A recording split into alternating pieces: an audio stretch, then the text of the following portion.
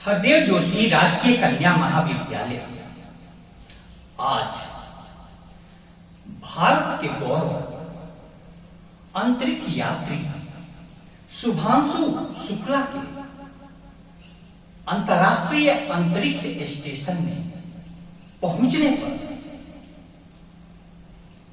अपना हर्ष प्रकट कर रहा है। गौरव के इस क्षण में हम सभी को यह समझना चाहिए कि जीवन में कितनी भी अंधकारपूर्ण परिस्थिति हो, तब पर भी यदि सूर्य की तरफ निगाहें टिकी हुई है तो एक किरण का दर्शन भी आपको सूर्य तक पहुंचा देता है।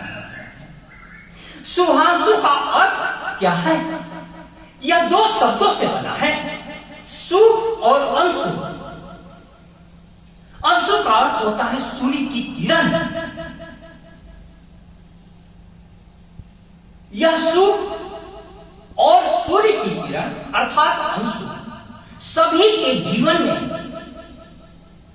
अवतरित हो, इसके लिए इस बात को जन जन तक पहुंचाना होगा कि इस सफलता के मायने क्या है। आप इसकी महिमा इससे पहचान सकते हैं कि 41 वर्ष के बाद यह मौका आया है।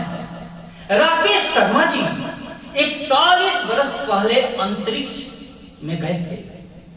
उस समय में तत्कालीन प्रधानमंत्री श्रीमती इंदिरा गांधी जी ने उनसे पूछा था कि आपको अंतरिक्ष से भारत कैसा लग रहा है, तो उन्होंने कहा सारे जहां से अच्छा हिंदुस्तान हमारा। अब 41 वर्षों के बाद शुभांशु जी ISS इंटरनेशनल स्पेस स्टेशन में दाखिल हुए। विद्यार्थियों, इस लम्हे का बहुत महत्व है। एक लम्हे पर तुम यदि दृष्टिपात कर दो तो तुम्हारी पूरी जिंदगी बदल सकती है। और शिक्षा संस्थानों का यह दायित्व है कि उस लम्हे को सदियों तक न मिटने वाले पल के रूप में विद्यार्थियों के हृदय में बिठा दिया। पृथ्वी पर हम सभी जन्म लेते हैं, लेकिन यहां पर अधिकतर लोग कीचड़ में रेंगते रहते हैं। किसी प्रकार से जीवन की गाड़ी को सरकाते रहते हैं। लेकिन हमारे ही बीच से कुछ लोग ऐसे होते हैं जो अंतरिक्ष की ओर अपनी निगाहें उठा देते हैं। अंतरिक्ष की ओर निगाहें उठाने में शिक्षा जगत की बहुत महत्वपूर्ण भूमिका होती है। हमारे राष्ट्रपति अब्दुल कलाम साहब हमेशा उस शिक्षक को याद करते हैं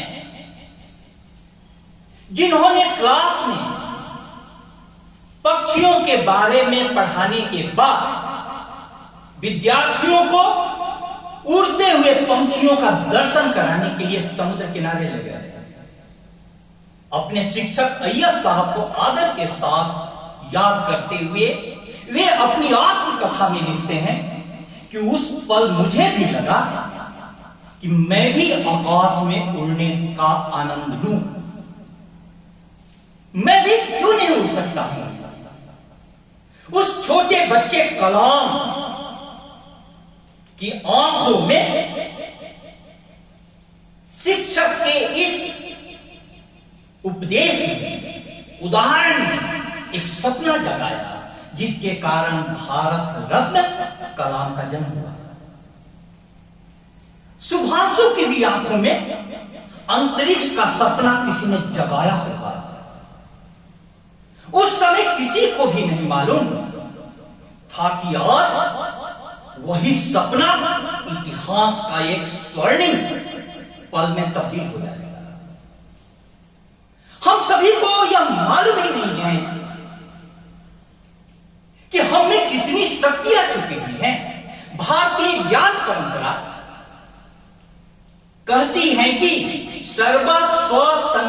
सर्वसार लघु भौतिक व गुरु योग वासिष्ठ की यह पंक्ति है। हम अपने संकल्प के अनुसार छोटे होते हैं अथवा बड़े होते हैं। अधिकतर लोग छोटे तक दृष्टि सीमित रख देते हैं, लेकिन शुभांशु जैसे लोग आकाश की तरफ निगाहें उठाना सीखते हैं और उस सपने को हकीकत में बदलने के लिए दिन रात मेहनत करते हैं। और जब वह मेहनत एक साकार रूप लेती है तो पूरे भारत के लिए गौरव का क्षण बन जाती है। यह उपलब्धि भारत के लिए अंतरिक्ष में नए दरवाजे खुलेंगे। वे कई प्रकार का रिसर्च वहां करेंगे और वो रिसर्च बाद में जाने वाले अंतरिक्ष यात्रियों के लिए और भारत का एक अलग स्टेशन अंतरिक्ष में स्थापित करने के लिए बहुत कारगर होगा। हम सभी को यह समझना होगा कि विज्ञान आज एक्सपेंडिंग यूनिवर्स की बात कर रहा है, अर्थात यह विश्व फैलता जा रहा है, फैलता जा रहा है, फैलता जा रहा है। लेकिन इस बात को हमारे ऋषियों ने हजारों बरस कहा था और शब्द प्रयोग किया था, ब्रह्म और ब्रह्मांड। ब्रह्म का अर्थ होता है फैलता हुआ, फैलता हुआ। वही बात जो विज्ञान कर रहा है एक्सपेंडिंग यूनिवर्स के रूप में। तो उस छोटे से बीज को अपने हृदय के उपजाऊ धरती में शुभांशु जी ने बोया, उस पर खाद पानी दिया, उस पर लगातार मेहनत की और आज यह एक वृक्ष के रूप में तब्दील हो गया। कल यह वट वृक्ष बनेगा, तब जगत को दिखाई देगा। हर पंछी को उड़ते हुए देखकर हर के मन में यह संभावना, यह सपना जगनी चाहिए कि हम भी आकाश की ओर उड़ सकते हैं।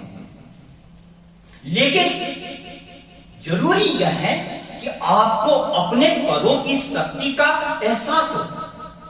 परों में शक्ति हो तो नाप लो उपलब्ध नवसारा। उड़ानों के लिए पंछी गगन मांगा नहीं करते। जिसे मन प्राण से चाहा, जिसे मन प्राण से चाहा, सपन तो खुद ब खुद आते। आज उसे नयन मांगा नहीं करते। परों में शक्ति हो तो नाप लो उपलब्ध नवसारा। उड़ानों के लिए पंछी गगन मांगा नहीं करते। आपको अपने परों की शक्ति पर विश्वास होना चाहिए और यह विश्वास शुभांशु की सफलता ने हम लोगों को दिलाया है।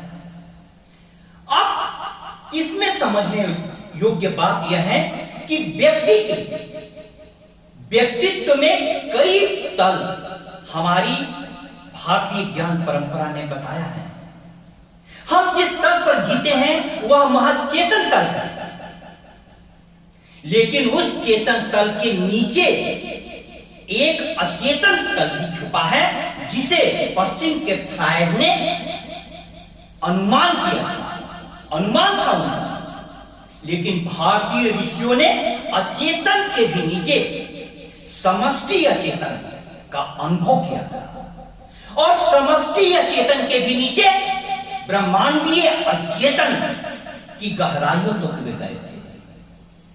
जिस प्रकार से नीचे चेतन के नीचे तीन तल हैं, अचेतन, समष्टि अचेतन और ब्रह्मांडीय अचेतन, उसी प्रकार से चेतन के ऊपर भी भारतीय ज्ञान परंपरा कहती है तीन तल है। चेतन के ऊपर अति चेतन, अति चेतन के ऊपर समष्टि अति चेतन, समष्टि अति चेतन के ऊपर ब्रह्मांडीय अति चेतन। मैं कहना यह चाह रहा हूं कि किसी भी महल में 7 तला बिल्डिंग हो और हम सिर्फ एक तला बिल्डिंग में निवास करते रहें, बाकी खेत तले को नहीं जाने, तो बहुत सारी चीजों से हम वंचित रह जाते हैं।